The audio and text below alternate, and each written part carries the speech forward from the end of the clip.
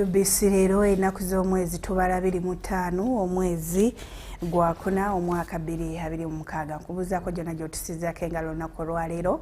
Nze Marion Nakitene tugenda kuba n'amawulire gaffe agavudde mu bitundu by'eggwanga ebyenjawulo era tulakalira ntandike n'emboozi yaffe esoosa olunaku olwaleero mu nkola yaayo ey'okugulira ettaka abantu abaakosebwa okuyimbulukuka ku babadde agalawo omusomo gwa wiiki 2 mwe babangulidde nate bannamagye poliisi n'abamakomera nga kw'otadde ne Red Cross n'abantu ba bulijjo ku ngeri gye bayinza okutaasaamu abantu singa wabeerawo akatyabaga konna kaba kaguddewo.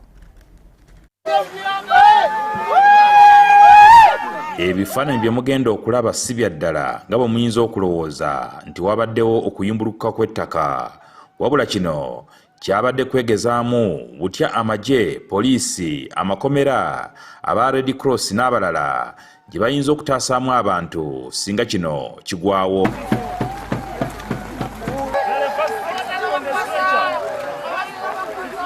Gombula ye Bulugeni mu disitulikiti y'e Bulambuli bano baalaze Ssaabaminisita wa Uganda Robinah Nabbanja kiki bayinza okukola okutaasa abantu abafunye ekizibu nga kino. Bano bamaze wiiki 2 era ng'amagye g'eggwanga UPDF be bakiwomyemu omutwe nga babangulwa singa ensasagge egwawo.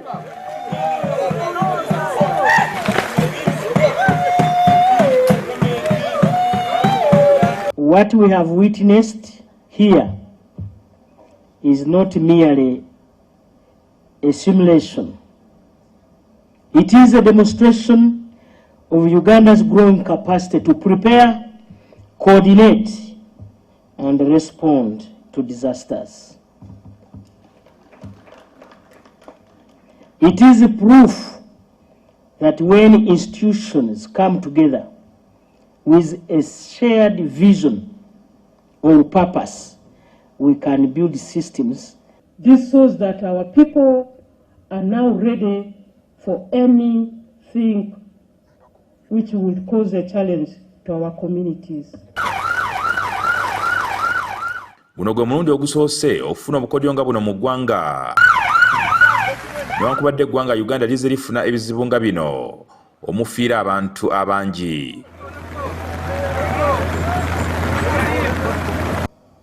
In 2010, when a big landslide struck Bududa, where over 150 people were buried. That time, the Ministry of Defense was not really, the army was not actively involved in rescue, neither was the police involved. And according to the recent assessments conducted by my office and partners, over 300,000 Ugandans are affected annually by climate-related disasters, with landslides and floods among the most devastating in high-risk regions such as this one. In the past 1 decade alone, landslides in the Elgon sub-region have claimed many lives. Bw'abadde ayogerako eri bannamagye, poliisi, ab'amakomera, Red Cross n'abalala, Ssaabaminisita wa Uganda Robinah Nabbanja ategeeza nti gavumenti yandikyusa mu nkola yaayo ey'okugulira abantu ettaka abakosebwa okuyimbulukuka kw'ettaka babawe ssente enkalu balyegulire. So, I am currently requesting the President to allow the Office of the Prime Minister to give support to the affected people to buy land themselves. We shall give you the amount of money that is equivalent to what we pay for 2 acres. Then the RDC and our local people will come and check whether you have actually bought land. Nabbanja agamba nti ofiisi ya Ssaabaminisita esanze okusongozebwa kungi mu kugulira abantu ettaka kubanga ettaka mu Bugisu lyekutudde ate nga liriko enkaayana nnyingi. But we are finding it quite tense and difficult because most of Most of the areas here, the land is encumbered. You touch this land, they say, those are in court. You go to another piece of land, they say, that one is a swamp. Omuduumizi w'amagye General Muhoozi Kayinirugaba akiikiridwa Major General Joseph Mukasa Ssemwanga era nga yasomye obubaka bwe. You did not train to fight an enemy. You trained to fight time, chaos and despair. Flooded villages, collapsed buildings, disease zones, wildfires. That is your battlefield, and it is unforgiving. From today, you are Uganda's first line in disaster.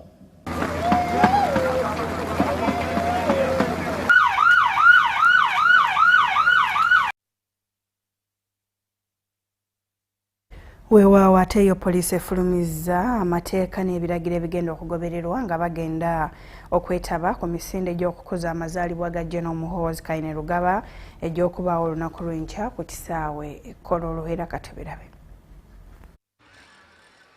Teekateeka z'emisinde egy'amazaalibwa ga munnamagye General Muhoozi Kayinirugaba ezinabeera olunaku olw'enkya ku kisaawe kya Mefuga e Kololo kumpi zinaatera okuggyibwako engalo. Sigenze walanso okutangaaza eggwanga lyonna okubakakasiza nti enteekateeka zonna tuli ku bitundu 85 ku 100 era we bunaazibira tujja kuba tuli ku 10 ku 10. This MK run, it is a sign of togetherness, it's uniting our country as a sign of building muscle. Myself, I've given, many other wealthy people have given, but we need to do more and more and more. Let this be the biggest event that has happened. Kololo kulaba nga bagoberera buli kimu ekigenda mu maaso n'okuweesa olunaku ekitiibwa ye minisita w'abavubuka Balama Lukahara. Mujjeyo ne tsaati ya yero eri kaseberako Muhoozi newebeera nga yalodinga eriko ekigambo MK. Oba tosobola kuyingira ebita ku kkubo okube mu ngalo kubanga tugenda kubeeramu n'okufubutuka mu misinde gino egyamala. Saawa 11. Geeti zonna eziyingira mu kisaawe Kololo zigenda kuba ziggule ku ssaawa okutandika 11 n'ekitundu ku makya, naye puroguramu yonna egenda kutandika ku ssaawa 12 wano nga tutandika ne Duyiro. Poliisi egamba nti okugenda ku kisaawe Kololo wajja kubeerawo enteekateeka enaagobererwa buli omu. The access gate to the venue, there are two. The first is the one on Elgon Terrace, which we commonly call the Protea Gate, and that is the one which shall be accessed by those who are driving. If you are driving into the venue, then you must have an invitation card. We shall also have another access. We call that access the second gate. It is on Wampeo Avenue. Now that one can also be used to access the venue, but for individuals who are on foot. Ngayogerako ne bannamawulire ng'asinziira ku ssengejero ly'amawulire wano mu Kampala, omwogezi wa poliisi Kituma Lusoka ategeezezza ng'emisinde egy'olunaku olw'enkya bwe gigenda okukwajja mu kilomita 10. To begin the marathon from Avenue, then take your you take to the upper Kololo Terrace, then drop up to Lugogo bypass. Newankubadde tewajja kubaawo okutataaganyizibwa kw'amaanyi eri abagenda okwetaba mu misinde, poliisi egamba nti yakusigala ng'etadde eriisa ejjogi ku nteekateeka eno yonna. Of course we shall subject you to security checks. What we demand and request is compliance. Weewaawo Ubc Leero omuwabuzi wa President ku by'obulimi n'ebikwata ku muntu wa bulijjo Peace Lugambwa awanjagidde omukulembeze w'eggwanga Yoweri Kaguta Museveni okuyingira mu nsonga z'ekyalo Nyabugando ekisangibwa mu Gombola y'e Bwambala mu disitulikiti y'e Rukungiri. Omulanga guno guddiridde bannekigwanyizi okukozesa olukujjukujju ne beddiza ttanka y'amazzi President gye yabawa okusobola okufukirira ebirime byabwe mu biseera. Fubewo okutaatira obutonde bw'ensi naddala okutangira abantu okwesenza mu ntobazi nga kwota mu mwaka gwa 2017. Omukulembeze w'eggwanga General Yoweri Kaguta Museveni yasuubiza abatuuze ku kyalo Bwambala mu disitulikiti y'e Rukungiri ttanka y'amazzi okubayambako mu kufukirira ebirime naddala mu biseera by'ekye. Abantu b'e Bwambala kitulemedde mu kkubo tetukimaliriza. Wabula abatuuze be tusiŋŋaanye nga banyiivu bagamba tebaganyuddwa mu nteekateeka ya pulezidenti anti waliwo bannakigwanyiza basazeewo okweyaga bagamba tebaganyuddwa mu nteekateeka ya pulezidenti anti waliwo bannakigwanyiza basazeewo okweyagaliza. Zaago gaddeyo irrigation skill eddeyo mu bwangu ddala era nakati nkyasaba ku TV mu bwangu ddala era nakati nkyasaba ku TV kuno nsaba PS nsaba minister wa water kulukomo lw'essimu nsaba PS nsaba minister wa water kulukomo lw'essimu ensonga zino azoogeddeko bw'ati w'amaizi kureba ngu ensonga ezo twazitereeza abantu bareke kwerabukirira kubaasa kutwara projekiti yanyu kandi gavumenti yagibahiire konka nikyetegerezebwa ngu terakozire gye ebyo nibyo turikwija kushwijuma kureba n'enki ekyagizibire kukora habwokuba bamwe abamaizi abakozi nibagira ngu bakaija oko ngo batiisa n'abantu ngo abantu bajya ngu tubari kugenda okulayira okutandika ekisanja ekirala bo bannamityana w'eggwanga olw'enteekateeka ya 4 acres model gye yabagamba ebagaziyiriza mu byenfuna byabwe. Bano era batendereza emirembe n'obutebenkevu mu ggwanga ekiviiriddeko enkulaakulana mu bitundu by'eggwanga eby'enjawulo. Bannamakolero era abalunzi ddala ab'enkoko abeegattira mu kibiina ssentebe wa Mityana NRM Tapuliniwaz League Yosa Mutegeerize munnamakolero ola omulunzi w'enkoko agamba omukulembeze w'eggwanga bamulinamu essuubi mu kisanja ekiddako okwongera enteekateeka ezitwala bannansi mu maaso ddala mu by'obulimi.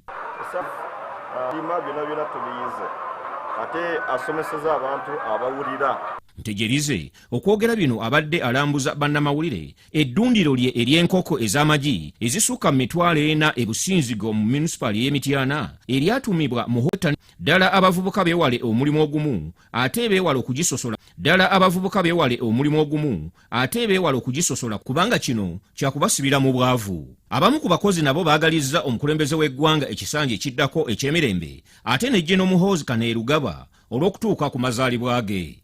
General Muhoozi Kainerugaba olw'emyaka gy'atuuseeko olw'okubanga akulira amagye aga Uganda oba okuduumira amagye aga Uganda ate era n'ekirala nga seerabidde pulezidenti waffe Yoweri Kaguta Museveni naye okubanga tumulinze mu kugenda okulayira ekisanja kye kyagenda okujja kansuka kwibaza director wa Imana Yera yatuwa emirimu mu kampuni tukaba tuwangadde naye ibanga ddene naye ekyo tekyandisobosesinga mu nsi yaffe Uganda tuwalina emirembe so tulibazayoza General Kainerugaba okulembera amagye ga Uganda UPDF. Ndi Salon Kasibante mu munisipali ey'e Mityana. Ebya Salongo Kasibante nga tubitadde bali kyo ekiragiro ekya gavumenti eri Balunnyanja ku mwalo gw'e Katungulu mu district y'e Rubirizi okukendeeza obungi bw'amaato ku mwalo guno ku kizinga kyano. Ku kazinga kyano kireese bangi nga basobeddwa era omusasi waffe alina byakuŋŋaanyiza kaabitwe. Gye buvuddeko omukulembeze w'eggwanga yalagira amaato ku mwalo gwa Katungulu okukendeezebwa okutuuka ku 33 gokka. Kino nno kyeraliikiriza abaayo abakulembeddwamu kansala waabwe Muzamiru Isanga. Byalo okujiddiza oba obuvubi okubuddiza abalunnyanja kijja kuzzaawo obutebenkevu ku nnyanja naye wayafulumiza directive okujjawo abajaasi bali ababbi abaali babba n'aleeta kati kino ekikoosi ekipya mulimu abantu ekigenda obakosa ke kawaayiro akagaa nti amaato gaabwe gebadde balina ate nga galina license okugakendeeza gave ku 10 buli mwalo gadde ku 33. Abantu beeno obulamu bwabwe bwonna bwa bubi. Bagamba kino kyakwongera obumenyi bw'amateeka mu kitundu n'ebiriraanyeewo. Genda kufanjala kubanga tetulina misiri, tetulima, tuli awo. Ennyanja gwe musiri gwaffe, we tujja school fees, we tujja buli kimu. ye Erifaaza Wamala ow'emyaka 75 atubuulidde ng'obulamu bwe bwonna bw'abumaze ku nnyanja. Ono asabye pulezidenti mu kifo ky'okukendeeza amaato afazali bakendeeze ku butimba obukozesebwa. Waliwo bye tusaba layisensi mpozi kyekinaaba ekisembayo naye ebita ennyanja biri byabavubisa obutimba bwe buba bungi mu lyato obutimba ne buba nga bwa sayizi ntono ejjamu obwana bw'obwennyanja. Sigalewo tukendeeze ku butimba naye amaato gaffe tusobole okusasula layisensi tuvube bulungi abo obutimba simanyi za manyala simanyi biki ffe twekolemu omulimu n'ab'amagye. Bano okwogera bino babadde basisinkanye buba embi pulezidenti wadagamba babeerewo enamba 3 bwadde bagamba nti bayinza okugabanamu obutimba zano okusanga eryato olumu nga lina obutimba bungi bakendeeze ku butimba bwonna buli omu afunemuko naye byonna byaleetebwa obubbi naye giyita corruption. Nze Ivan Njuko. UBC Leero tukyagenda mu maaso kakati bo abazadde n'abakwatibwako ebyensoma by'abayizi bakubiriziddwa okukomya nate endowooza nti amasomero agalimu programu za gavumenti tegakola bulungi kubanga si kituufu. Ne bakubiriza okugettanira ennyo kubanga mu buli kimu ekyetaagisa okusoma obulungi mwekiri mu masomero gano. Bino bibadde mu mwoleso gwa science n'obuyiiya mu ssomero lya gavumenti erya Wakatayi SS Ezirobwe mu disitulikiti y'e Luweero. Mu mwaka gwa 2009 gavumenti yayanjulira amasomero pulogulaamu eya Skilling Uganda era mu myaka ejjaddako n'esaba amasomero okusoosowaza amasomo n'obuyiiya okufuulibwa ag'obuwaze. Wabula gye buvuddeko katono era gavumenti y'emu okuyita mu minso y'ebyenjigiriza n'emizannyo yayanjula pulogulaamu ya kalikulamu empya eyatandikira ku mutendero gwa O-level ng'omwaka guno etuuse ku A-level. Abakwatibwako era nga bannabyanjigiriza batendereza enteekateeka zino ze bagamba nti zirina okujjumbirwa kubanga zijjidde mu kiseera kituufu okuganyula abayizi. Naye bassebo ne bannyabo tuzze wano e Wakatayi okujaguza obuwanguzi obwatuukibwako obw'enjuyi ebbiri. Njala kwebaza ttiimu ya Haji Kabuye ekulemberwa Sheikh Salahuddin olw'omulimu gwe mwakoze kuba mwayongeddeko ettofaali ddene. Barakallahu fiikum, saba Allah akkirize emirimu gye mukoze.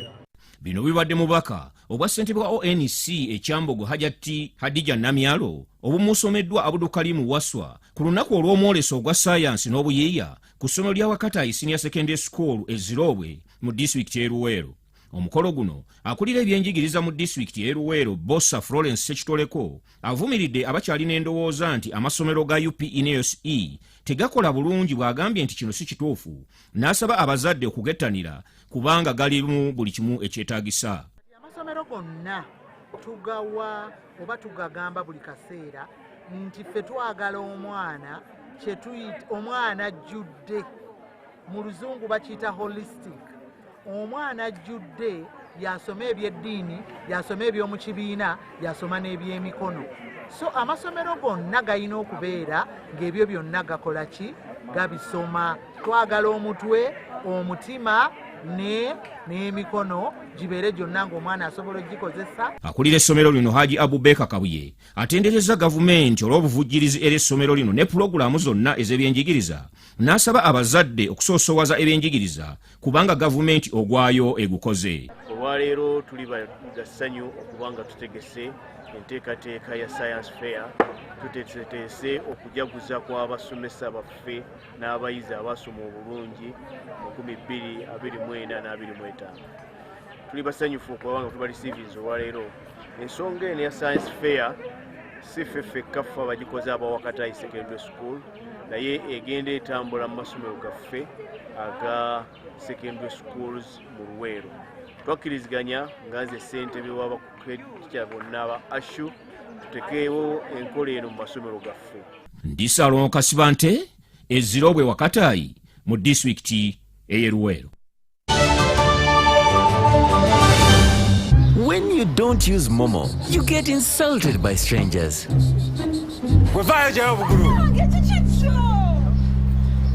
Save yourself from insults. Use the Momo app or dial *165*3# to pay and enjoy zero charges below 5K. That's the power of Momo.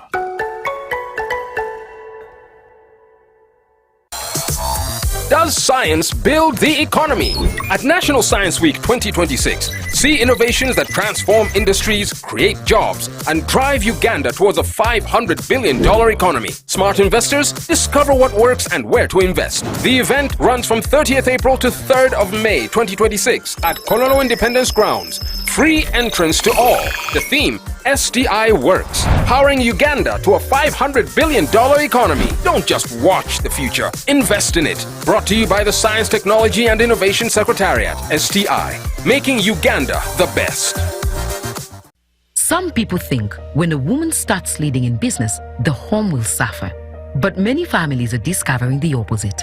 Before, I worked hard in our business, but I feared making big decisions. I was worried people would say I was disrespecting my husband. Then I joined the group project, where I received training, business support, and coaching that helped me plan better, manage money wisely, and make decisions with confidence. Today, I lead with confidence in my business. I contribute more at home, support our family needs, and help reduce the burden on my husband. I'm not competing with my husband, I'm standing with him.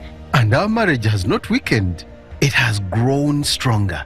We understand each other better, we plan better, and our family is better off because her voice counts. When a woman is supported to lead, the family can move forward. The GROW project is empowering women with skills, confidence, and support to make informed decisions that strengthen their families and grow their businesses. Respect her voice, support her choices. For more information, contact your district or City GROW project focal person or call 0800 307 777. The GROW project is a government initiative implemented by the Ministry of Gender, Labour and Social Development and Private Sector Foundation Uganda with support from the World Bank. On his 52nd birthday, General MK invites you for a charity run. The run will be held on 26th April 2026 at the Kololo Ceremonial Grounds starting at 6 a.m. Get yourself a kit using these MTN and Airtel payment platforms. Run for charity, run for hope. Run for charity, run for hope.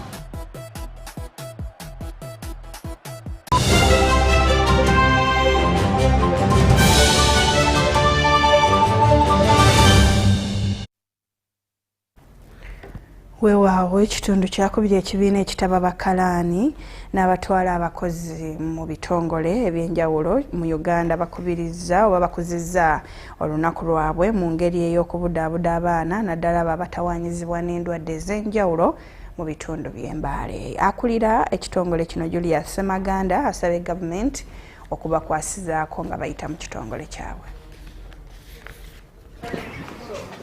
The person who is doing the administrative work qualifies to be a member of this association.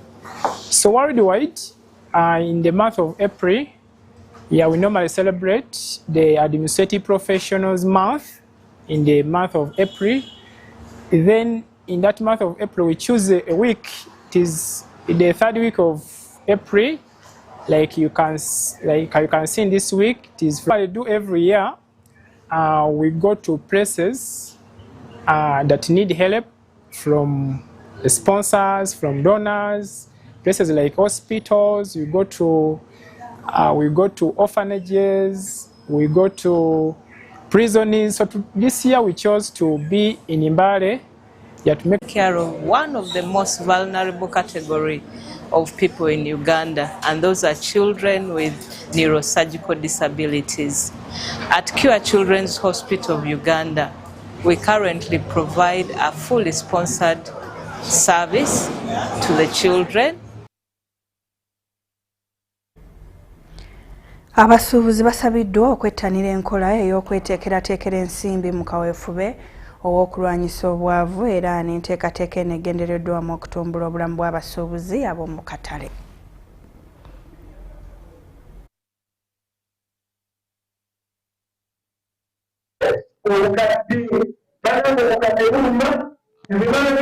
nituuka nga nina amaanyi era akawega gawezedda amasimu nebintu byonna gatuwedde nekibotera bunyumazida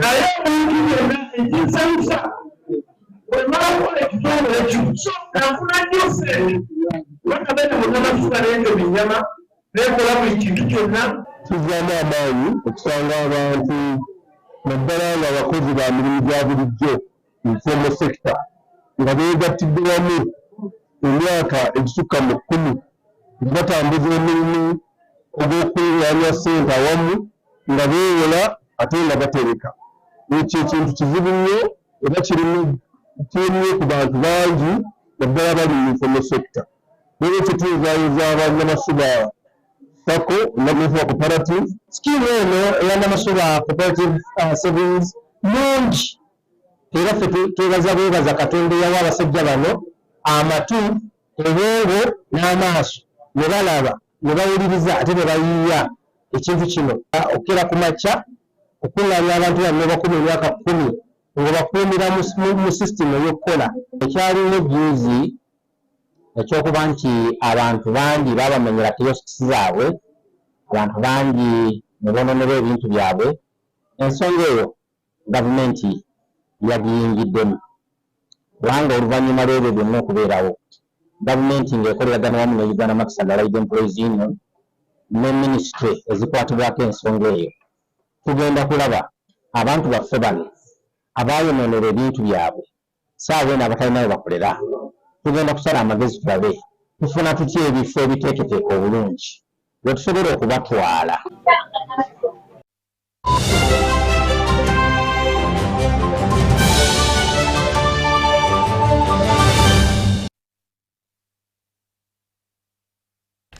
webale kutambula naffe olunaku olwaleero nze Marion Nakitene ne Mugalo Muhammad wali ku lulimi olw'obubonero atakumira mpeera ku nkuumire tusinkana olunaku olw'enkya era weeraba.